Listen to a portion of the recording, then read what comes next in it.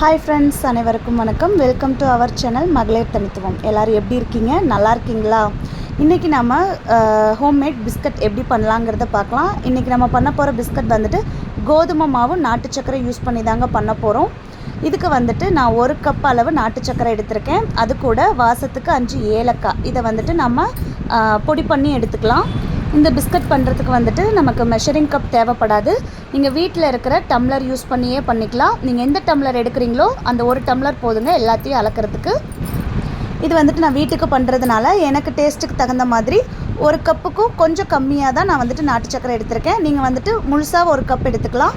இல்லைன்னா உங்களுடைய டேஸ்ட்டுக்கு தகுந்த மாதிரி அதிகமாகவோ இல்லை கம்மியாகவோ எடுத்துக்கலாம். அடுத்ததாக அதே கப்பில் 2 கப் அளவு கோதுமை மாவு நல்லா தலை தட்டி எடுத்துக்கோங்க. இப்போ இது எல்லாத்தையும் நம்ம சலித்து சேர்த்துக்கலாம். நான் இது கூட பொடி பண்ணின நாட்டு சர்க்கரையுமே சலித்து தான் சேர்த்துக்க போகிறேன். ஏன்னா அப்போ தான் அந்த ஏலக்காவோட அந்த தோலெல்லாம் வந்துட்டு வராமல் இருக்கும், அதுக்காக.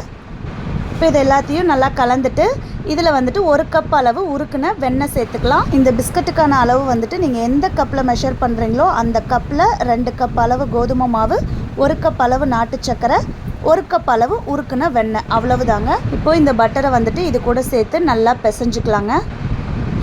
இதில் நீங்கள் நாட்டு சர்க்கரைக்கு பதிலாக அஸ்கா சர்க்கரை யூஸ் பண்ணுறீங்க அப்படின்னா பட்டர் வந்துட்டு நீங்கள் கொஞ்சம் கொஞ்சமாக சேர்த்து நல்லா பிசைஞ்சிக்கோங்க.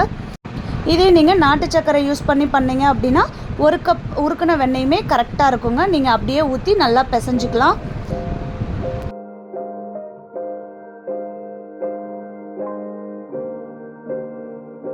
நல்லா பிசைஞ்சதுக்கப்புறம் இந்த மாதிரி மாவு நல்லா சேர்ந்துருக்கும். ஆனால் நீங்கள் இதையே நல்லா அழுத்துனீங்கன்னா மணலாக விழுற மாதிரி தான் விழும். ஆனால் இப்படி நீங்கள் உருண்டை பிடிச்சிங்க அப்படின்னா நல்லா சேர்ந்து தான் வரும். இதுதாங்க பதம். இப்போ இதை வந்துட்டு நம்ம பிஸ்கட் ஷேப்க்கு பண்ணிக்கலாம். இதை வந்துட்டு நம்ம நார்மலாக பட்டர் குக்கி பண்ணுற மாதிரி திரட்டி குக்கி கட்டர் வச்சு கட் பண்ணி எடுத்து பேக் பண்ணுறதுங்கிறது பண்ணலாம். ஆனால் ரொம்ப டைம் ஆகும். ஏன்னா எடுக்கும்போது வந்துட்டு சரியாக வராது. அந்த மணலாக அது வந்துட்டு பிரிஞ்சு வர மாதிரி இருக்கும். அதனால் நீங்கள் இந்த ஐடியா ஃபாலோ பண்ணிக்கோங்க. இப்போ நார்மலாக இந்த மாவை வந்துட்டு நம்ம நல்லா கை வச்சு பிசையும் போது நம்ம கை சூட்டுக்கே அந்த பட்டர் உருகி நல்லா சேர்ந்து வரும்.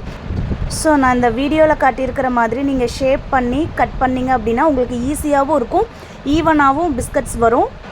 இதை வந்துட்டு நான் ஸ்கொயர் ஷேப் பண்ணியிருக்கேன். இதை நீங்கள் வந்துட்டு ரவுண்ட் ஷேப்புக்கும் பண்ணிக்கலாம், இல்லை அப்படின்னா டைமண்ட் ஷேப்பாகவும் பண்ணிக்கலாம். அது வந்துட்டு நம்மளுடைய க்ரியேட்டிவிட்டி தான்.